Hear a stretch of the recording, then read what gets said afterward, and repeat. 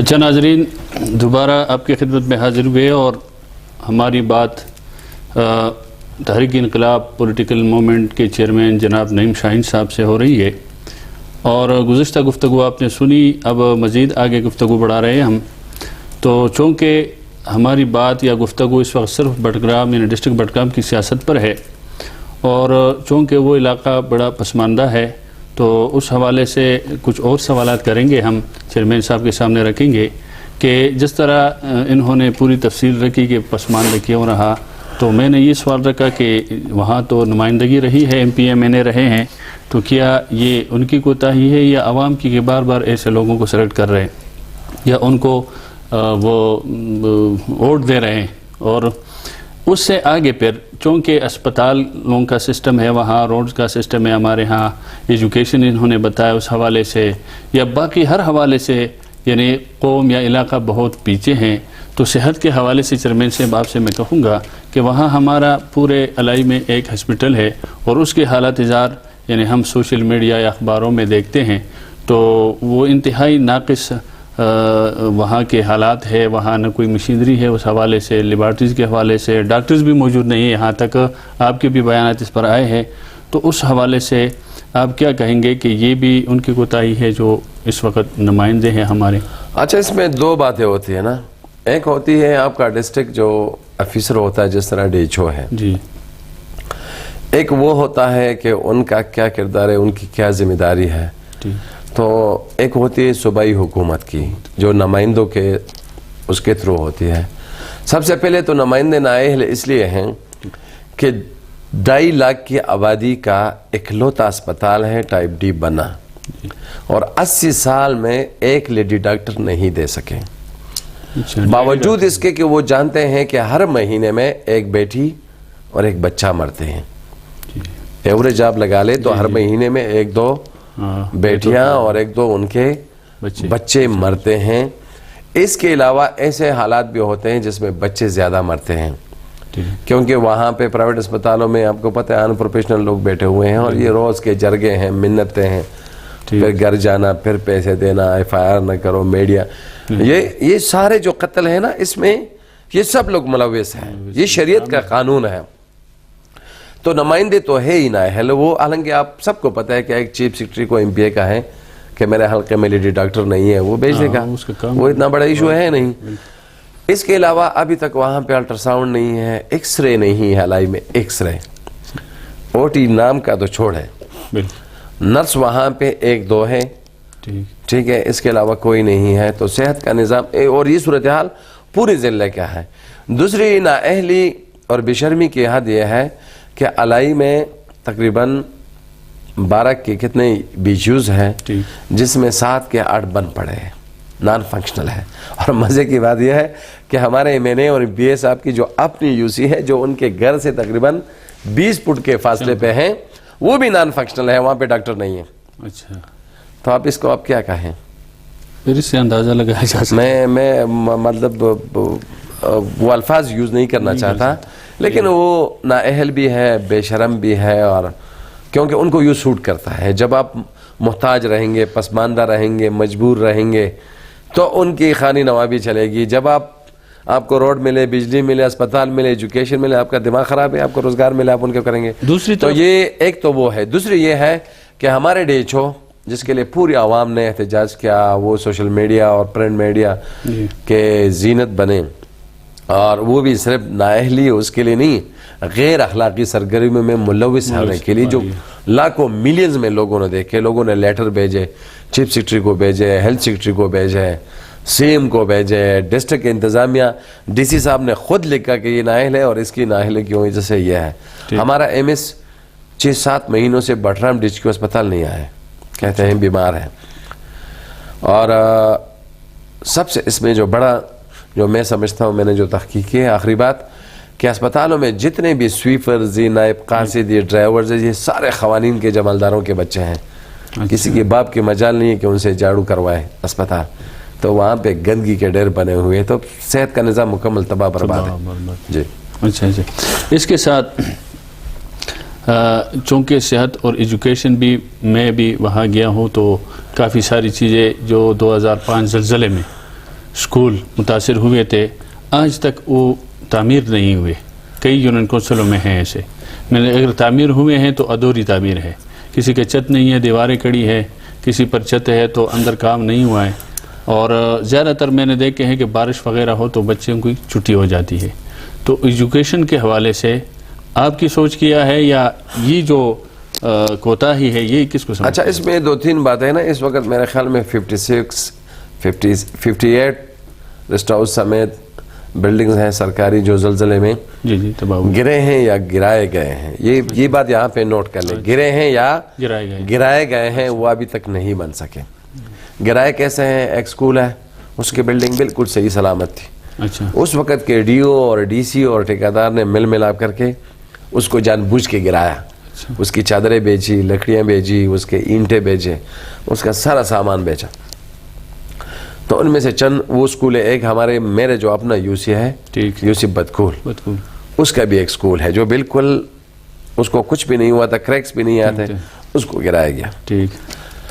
تو اب ان کے پاس ایرا کے پاس کبھی کہتے ہیں فنڈ نہیں ہے, فنڈ اگر ٹھیکیدار نے لی ہے تو وہ مل ملاپ کر کے ختم ہو گئی. تو ایجوکیشن کا ایک یہ ہے. دوسرا یہ ہے کہ جب بھی کوئی وہاں پہ M N A M P A بنتا ہے, کیونکہ وہ وہاں کے قوانینوں کے بغیر علاوہ اور کوئی بنے نہیں ہے, تو ان کی ایک سیاسی دشمنی کے طور پہ وہ ڈی او نہیں لایا جاتا. پورے صوبے میں منشی ڈھونڈا جاتا ہے. جس طرح ابھی اس وقت بٹرام میں ہے, وہ منشی ہے. جو بھی ٹیچر جاتا ہے, جو بھی جاتا کہتا ہے خان کو کہو مجھے فون کریں. اچھا, کیونکہ وہ 16 اسکیل پہ وہ مطلب اس کے لیے وہ فیزیبل بھی نہیں ہے. ان کا نمائندہ ہے, ہاں, گورنمنٹ کا نہیں, گورنمنٹ کے کرائیٹیریا پہ وہ پہنچتا ہی نہیں ہے, چاہے ڈی اوز ہو یا ڈی او. ٹھیک ہے, ایک وہ سیاسی انتقام کا نشانہ بناتے ہیں. دوسری بات یہ ہے کہ ابھی جو ہو رہا ہے کہ اسکول کو آؤٹ سورس کر رہے ہیں یا یہ کر رہے ہیں. اب ریاست اپنی ذمہ داری سے کیوں بھاگ رہی ہے؟ صوبائی حکومت کو نہیں بھاگنا چاہیے, نہ آؤٹ سورس کی, اپنے نظام میں بہتری لائیں. یہ سیاست کو ایجوکیشن سے باہر کریں, سیاسی مداخلت بند کریں, میرٹ پہ فیصلے کریں, اور انتظامی ایڈمنسٹریٹو کیڈر جو ہے ان کو پہلے کی طرح دوبارہ الگ کریں, یا تحصیل لیول پہ ایک نئی کوئی چیز بنائیں جو اس پہ چیک کرے اور لوگوں کی اور اسکولوں سے پروگرس مانگے, اویئرنیس پیدا کرے. اسکول اب کوئی جس کی ڈی او اور ریڈیوز کی ڈیوٹی ہی یہی ہے کہ خان صاحب اور کوئی خدمت تو نہیں ہے, ان کا ایجوکیشن اس کی پریورٹی میں ہے نہیں, اسکول کی پروگرس ان کی پریورٹی میں ہے نہیں. اچھا, بٹرام کا ایک پوسٹ گریجویٹ کالج ہے, وہ بند ہونے کے قریب ہے, ہی از اباؤٹ ٹو کلوز. جس طرح ڈی ایچ کیو میں ہمارے اسپتال میں میڈیکل وارڈ بند ہو چکا ہے, کارڈیالک وارڈ بند ہو چکا ہے, پلمونالوجی بند ہو چکا ہے, پیڈز بچوں کے وارڈ بند ہو چکے ہیں بٹاگرام کے اسپتال میں. اسی طرح پوسٹ گریجویٹ کی تعداد اتنی گھٹتی رہی ہے کہ ابھی وہ بند ہونے کے قریب ہے.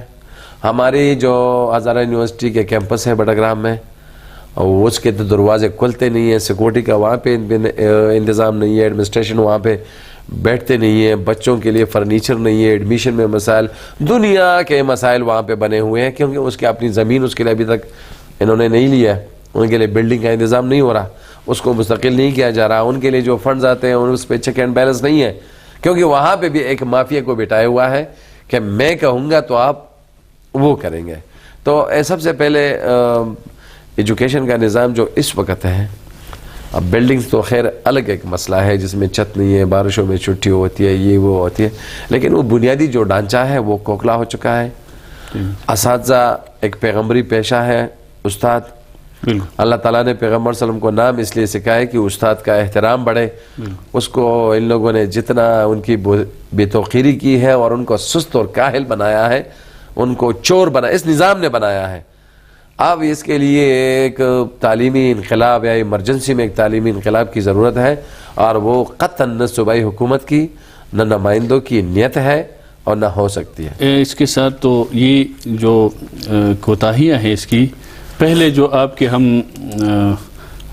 محنت اور مشقت یا کوشش دیکھ رہے تھے میڈیا پہ, سوشل میڈیا پہ, علاقے کی سطح پر آپ احتجاج کے لیے بھی آتے تھے, اس مرتبہ اس میں ہم جو دیکھ رہے ہیں, ہمیں نظر آ رہے ہیں کہ آپ اس میں کمزوری دکھا رہے ہیں ان تمام چیزوں کے خلاف. کیا اس کے لیے روڈ پہ آنا ضروری ہے, احتجاج کرنے کے لیے عوام کو اٹھائے, یا جو متعلقہ ادارے ہیں ان کے پاس جائے اور ان سے یہ کر لیں کہ جی یہ ہمارے ساتھ زیادتی کیوں ہو رہی ہے, اس پہ آپ نے کیا کوششیں کی ہیں یا کر رہے ہیں یا کیا؟ اچھا، یہ ایک بنیادی سوال ہے اور میں چاہتا ہوں کہ لوگوں کو یہ احساس ہو کہ نعیم شاہین روڈ پہ کیوں نہیں ہے. جی جی. اور میں یہ بات جان بوجھ کے عوام کا ہے، میں یہ جان بوجھ کے یہ احساس دلانا چاہتا ہوں. جی جی.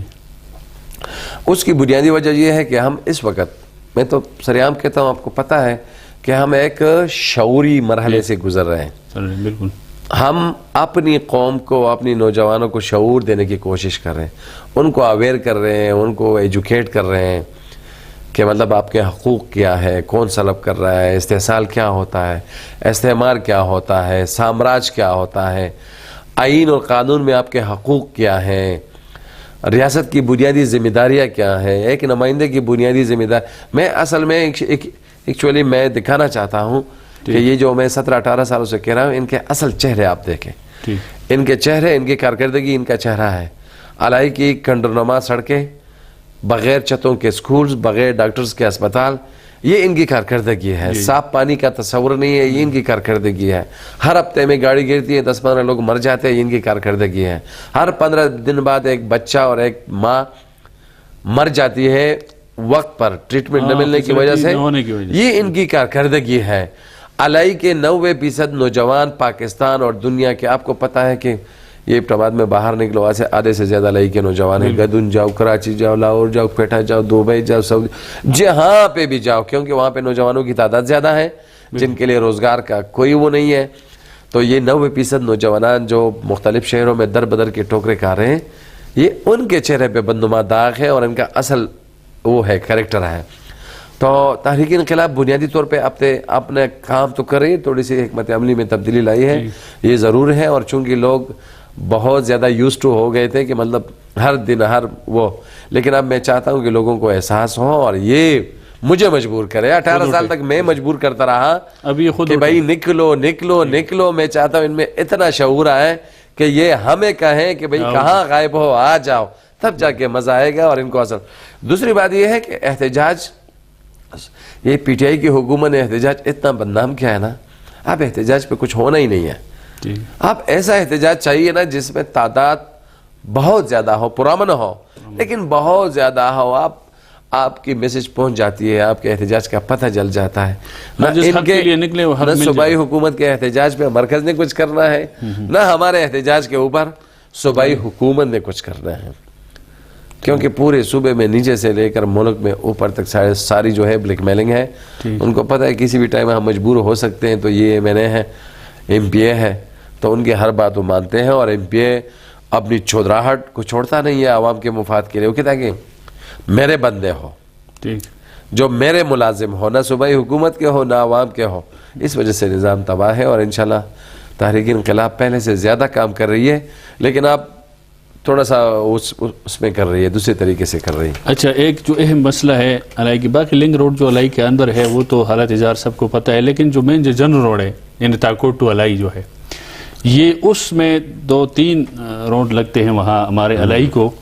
تو اس میں جو مین جنرل یعنی تاکوٹ الائی والے جو براستہ کنائیں وغیرہ جو ہے، اس پہ ابھی تک یعنی ہم بھی بڑے ہو گئے، داڑیاں سفید ہو گئی، ہم وہی دیکھتے آ رہے ہیں ٹھیک ہوگا، اس کے لیے بجٹ میں پیسے آ گئے. یہ تو اس کے لیے آپ کے تقدو کیا ہے اور آپ کے کیا پرائرٹی میں ہے؟ اچھا، مزے کی ترجیحات میں ہے؟ یہ مزے کی بات یہ ہے کہ الائی میں اس وقت 3 سڑکیں ہیں.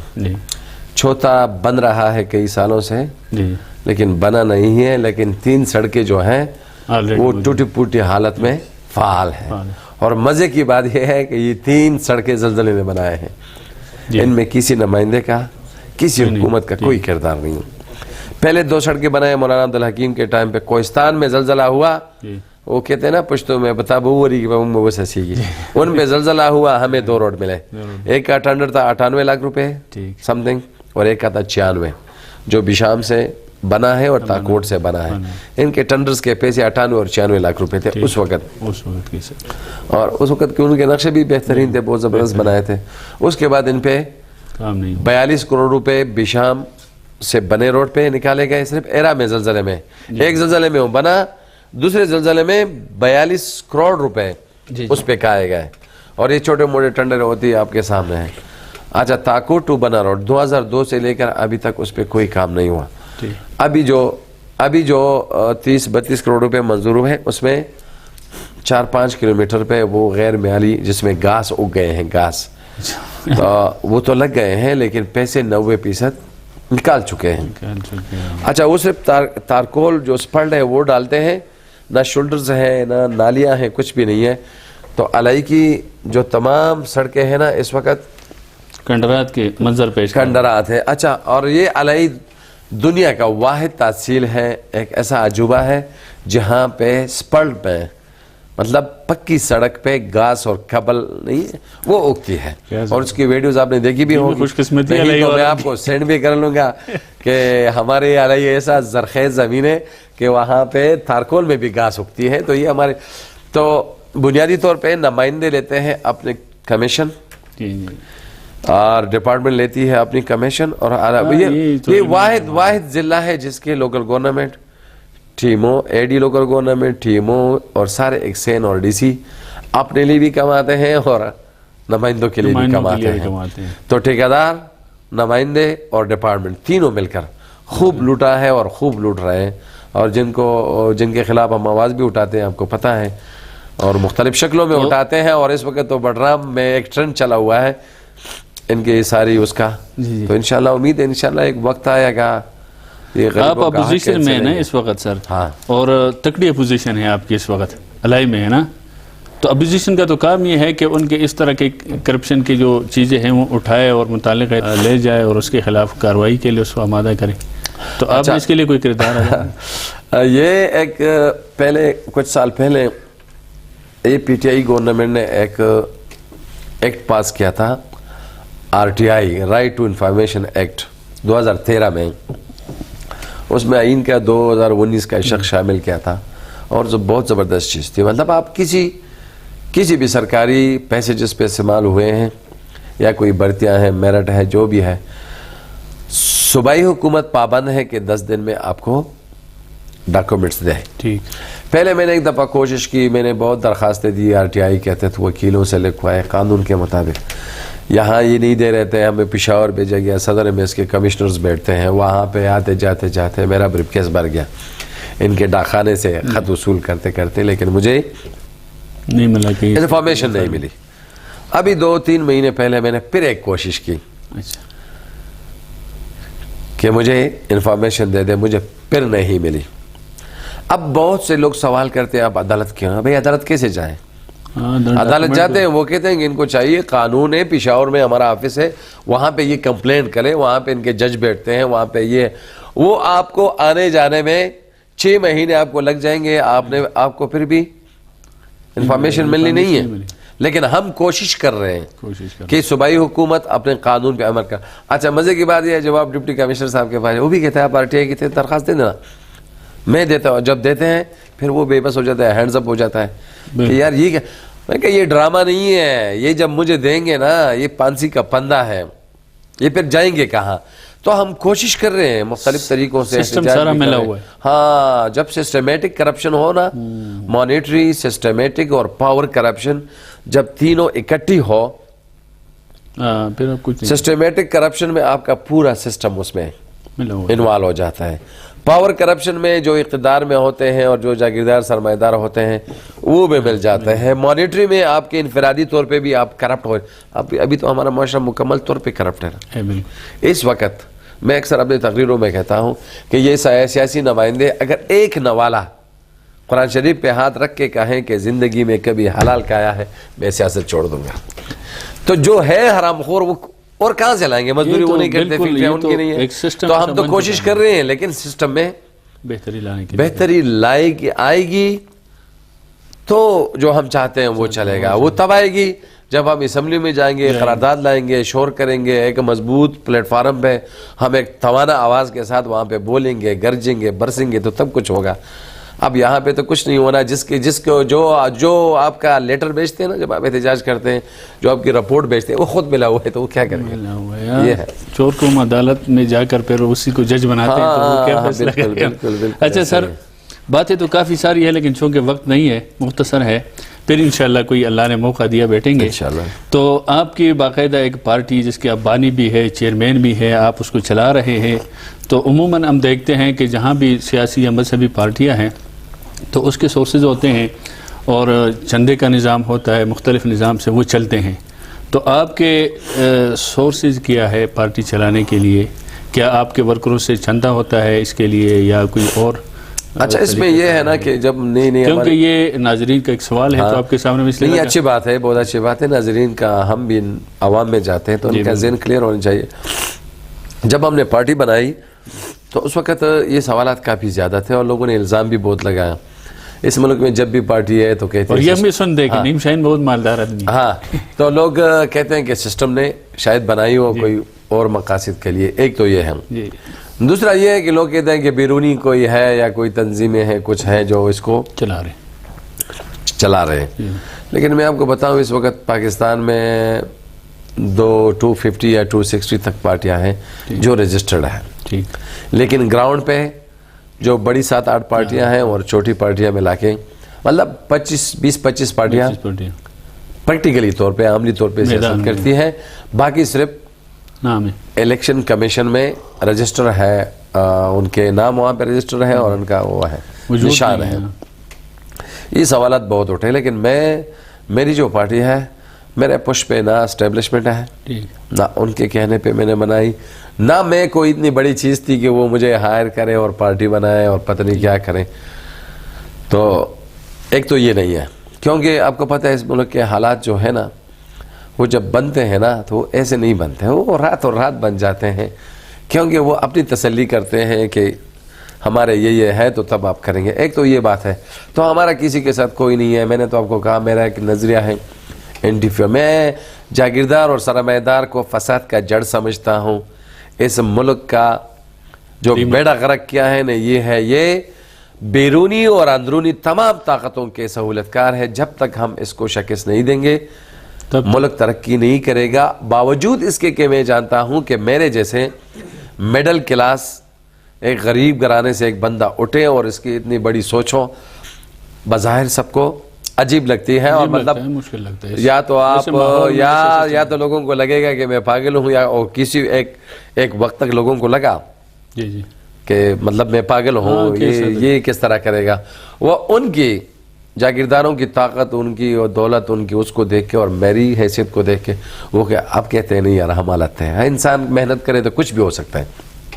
اور سب نے دیکھا الحمدللہ ان کی جو ذاتی شخصی وہ تو ختم ہو گئی نا. پی ٹی آئی کی وجہ سے بچ گئے. اگلے سال انشاءاللہ ہو جائے گا. تو میں ایک مڈل کلاس سے تعلق رکھتا ہوں اور میرے پیچھے کوئی نہیں ہے. صرف میرے پیچھے میرے ماں باپ کی دعائیں ہیں. اللہ تعالیٰ پہ بلیف ہے، میں یقین رکھتا ہوں، اللہ پہ بھروسہ ہے مجھے کہ میں جو چاہتا ہوں اگر میری نیت ثابت ہوگا. اور تیسری جو پارٹی چلانے کے لیے ضرورت ہے وہ میرے انقلابی دوست ہیں.